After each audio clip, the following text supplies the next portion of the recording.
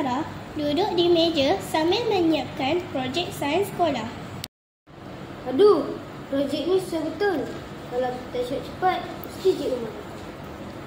Tiba-tiba, bayangan hitam muncul di belakang Aiman. Tak perlu susah, Aiman. Aku boleh bagi kau jalan mudah.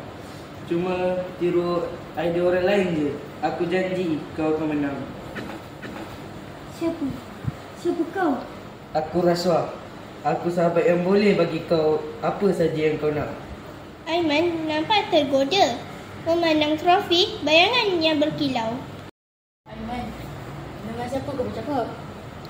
Ada suara.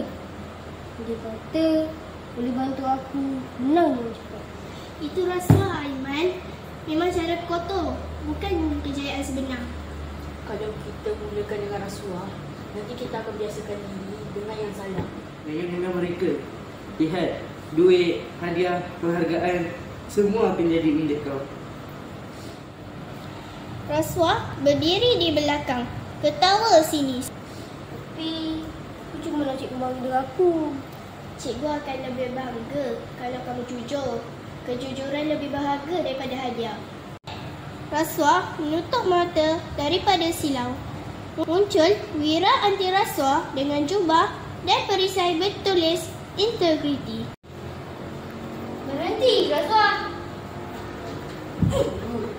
Mudaanmu takkan menundukkan semangat anak muda yang berintegriti. Kau tak boleh hentikan aku. Semua orang nak jalan mudah. Tidak, hanya yang lemah memilih rasuah. Yang kuat memilih kejujuran. Wira, bantu kami kalahkan dia. Kekuatan sebenar bukan dari aku, tetapi dalam hati kamu semua. Rasuah melempar pek duit, hadiah dan sijil palsu ke arah mereka.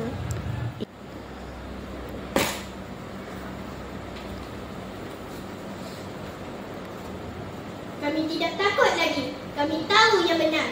Integriti ialah perisai kami. Aku tolak rasuah.